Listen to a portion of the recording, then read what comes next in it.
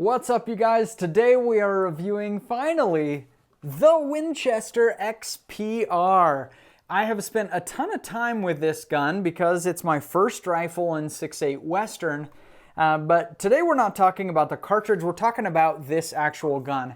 And it's one that really should be on a lot of our radars because it only costs $500 depending on which version you get. This is the suppressor ready, has a little bit more meat to the barrel and a little bit shorter of a barrel. This gun is made in Portugal. Eu amo português. In fact, I'm taking my family to Brazil in a couple weeks.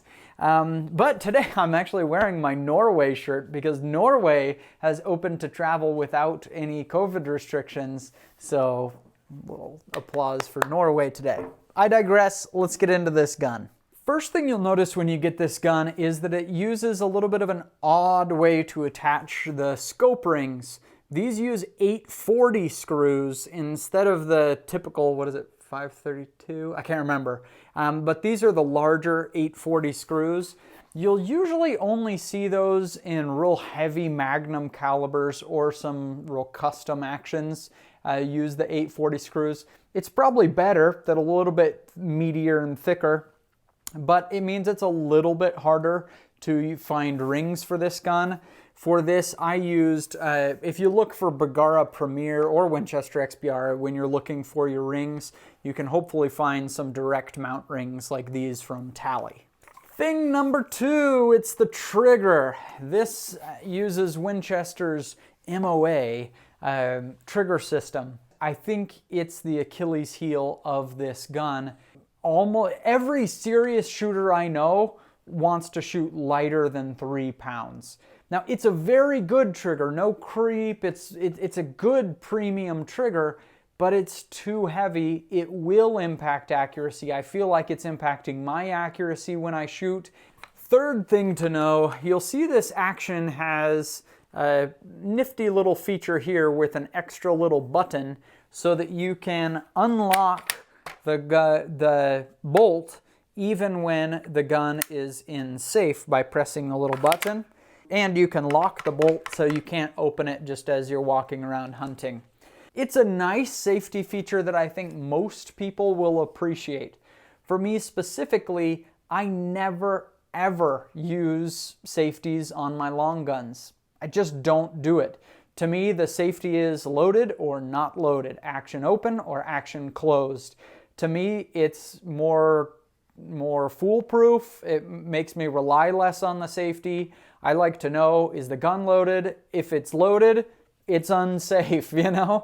It doesn't matter if the safety's on or not. And so for me, it's a feature that I just literally will never use, but some people do, and I think it's cool to have it there. It certainly doesn't hurt anything, but for me, it just doesn't do much. Mag and feeding. So it's an itty bitty little magazine, a little single stack magazine. It seems like we could have got more rounds in this thing if we would have gone to a little double stack here. Doesn't rattle loose. Recoil pad, if you look at this and it looks familiar, it's because I think it's the same one that Browning uses on the X-Bolt. They're calling this the Inflex recoil pad. It's half decent is what I would call it. It's probably a little too stiff to be super effective, but I also don't think it's going to bottom out. And it's not as stiff as some of the others. You know, Bergaras sometimes have pretty stiff recoil pads that I just don't really know that are doing anything. So it's half decent. Something I'm very happy to see on this gun is it's threaded. This is, I'm going to stop giving rifle makers a pass now. No matter what price point, everybody is buying suppressors and muzzle brakes. I mean, to sell a gun in 2022 without a threaded barrel is a no-go for me. So I'm really happy to see Winchester on board offering a suppressor-ready version. Now, when I first saw this gun in the store, you know, grab it, put it up, and I pulled it back and I looked at it and I said to the guy, is this a youth model? It just felt tiny. It felt like the stock was just small. And we measured it. It's 13.5 inches from the trigger to the back of the butt pad, which is right. but it just feels so petite. The stock itself is just like this area right here. It's just really skinny here. It puts a seam in the plastic right here, so it kind of rides on your cheek, just that sharp seam right there. You see a big seam right there. The other complaint I have is this grip and especially the cap here in the back. It has that seam there. So what happens is, if you're shooting from a bench, you know, we aren't going to shoot like this unless we're on safari and we're going to get the animals, right? Most of the time, you know, if you're shooting bench or you're shooting prone, if you've got a rear bag, something like this, you shoot like that, right? Well, what happens under recoil is the gun pushes back, and that sharp edge on this cap here just beats the tar out of your hand that's holding your bag. It hurt.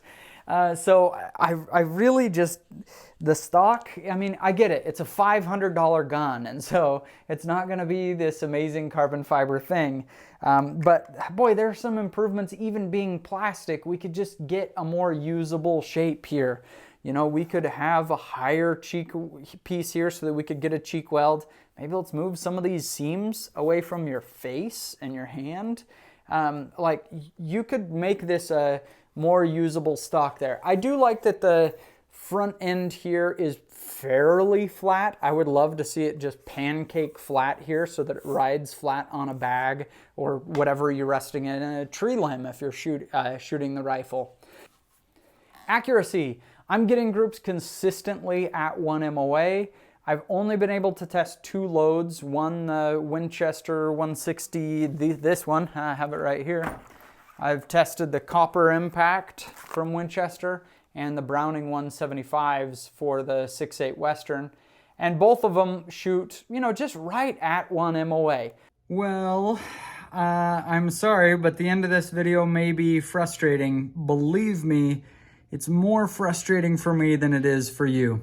So I've talked about YouTube's rules before, and it keeps getting more and more and more common that I'm uploading a video and they won't approve it. And so I can't post it and still be monetized, which basically means I work for completely free, which just won't work. And so I tried to give my conclusion on this gun. I've now uploaded 4 different versions of this video, trying to cut out little things. Well, I said that sentence. Did they think this violated this rule? I have no idea what they didn't like about the video, but I've uploaded 4 different versions and they seem to be taking this one, and so we'll upload this. Basically, I think this is probably one of the very best guns in this class. It has some cool features, you know, the lock-unlock on the action. It's accurate. It's has a solid stock, even if I'm not in love with the geometry of the stock. I do wish the trigger were a little bit lighter for a hunting application and shooting precisely. Other than that, it's a great gun. I have nothing to complain about. Feeding and reliability has been perfect.